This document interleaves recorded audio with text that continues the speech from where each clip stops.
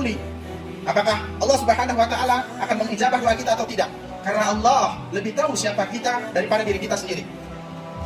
Kemudian tak mengherankan jika dalam semua hal tersebut telah disandarkan pada sumber-sumber yang bertentangan dengan syariat Islam. Apalagi dalam bermuamalah antara sesama kita manusia. Tak lagi ada aturan yang dijadikan pedoman, tidak ada SOP. Padahal segala bentuk apapun yang kita kerjakan sudah diajarkan di dalam syariat Islam.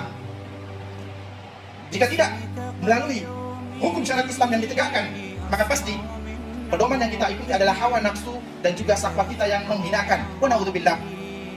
Kemudian kezaliman antar sesama manusia menjadi warna mayoritas dalam interaksi mereka. Perampasan harta orang lain yang telah menjadi mata pencaharian sendiri dengan beragam cara. Para penjahat beraksi mengejar kepuasan untuk menguasai harta orang lain. Berita di surat kabar pun dipenuhi dengan aksi kriminalitas.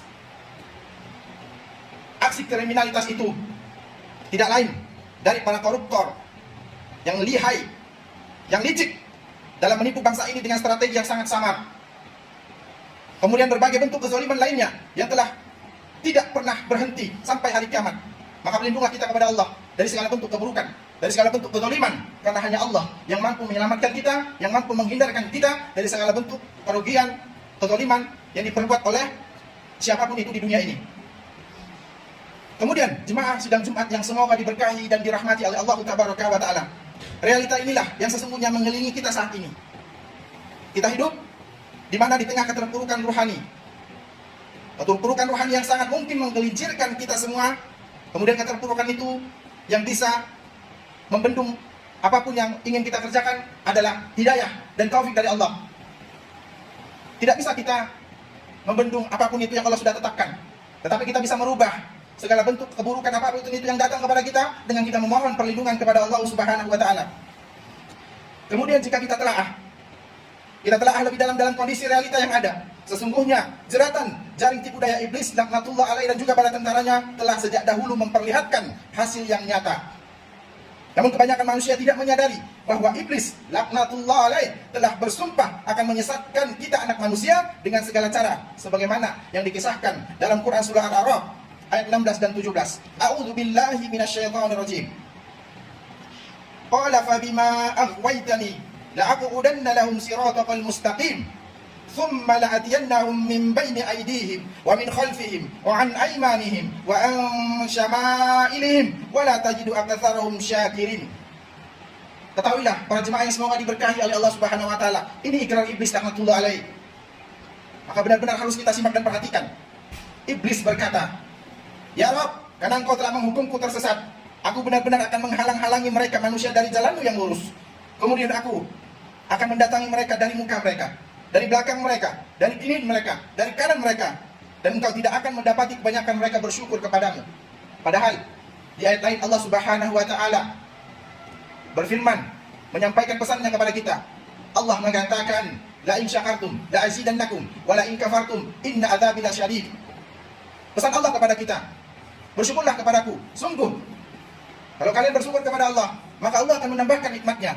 Tetapi jika kita enggan bersyukur kepada Allah, inna adzabi lasyadid, azab Allah itu sangat pedih. Kemudian dari ayat ini kita dapat memahami betapa iblis laknatullah alaih telah bertekad kuat. Iblis sungguh-sungguh untuk menjerat, meracuni kita hingga kita masuk ke dalam neraka jahanam. Wa na'udzubillah.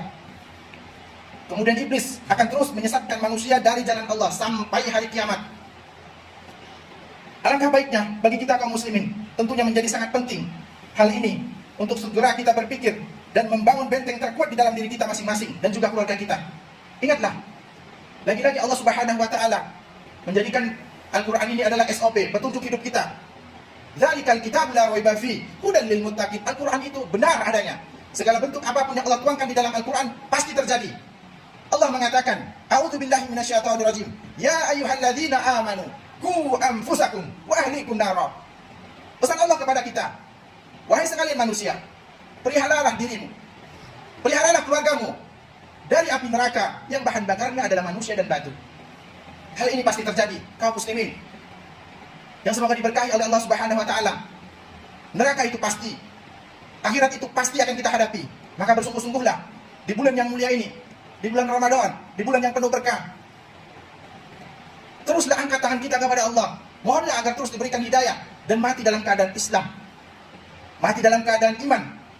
Dan tentunya semoga Allah Subhanahu wa taala memberikan rezeki yang mana rezeki ini sangat ditunggu-tunggu dan diharapkan oleh setiap kita kaum muslimin, yaitu mati dalam keadaan husnul khatimah dan dijauhkan dari kematian su'ul khatimah.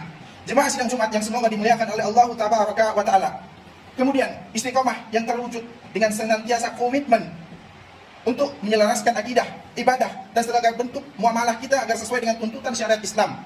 Karena yakinlah, ibadah itu akan diterima oleh Allah Subhanahu wa taala dengan dua sebab. Yang pertama, kita ikhlas beribadah hanya kepada Allah Subhanahu wa taala, bukan pencitraan, bukan karena tetangga, bukan karena kita seorang yang dianggap terpandang, bukan karena kita seseorang yang dianggap alim, tapi Allah Subhanahu wa taala Maha mengetahui segala bentuk apapun yang ada di dalam hati kita.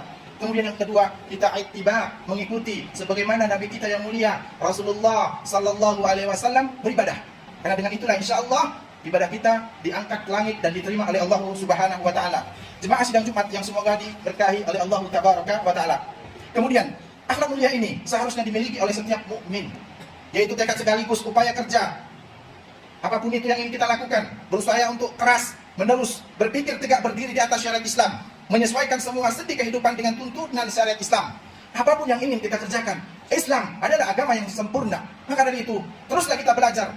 Belajar tidak mengenal usia, sampai ruh terpisah dari jasadnya, kita wajib untuk terus belajar dan menuntut ilmu agama. Kemudian, Rasulullah Shallallahu Alaihi Wasallam melaksanakan segala bentuk aktivitas dengan berpedoman kepada nilai-nilai Islami.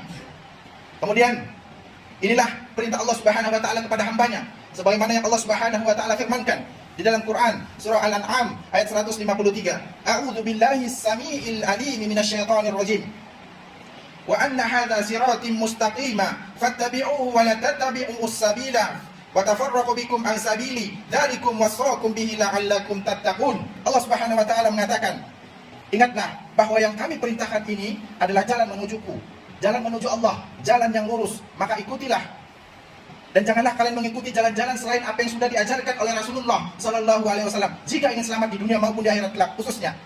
Karena jalan-jalan itu selain yang datang dari Allah Subhanahu Wa Taala dan juga Rasulnya, pasti membuat kita tercerai-berai dari jalan yang lurus. Kemudian yang demikian itu adalah perintah langsung yang Allah perintahkan kepada siapa-siapa yang bertakwa kepadanya.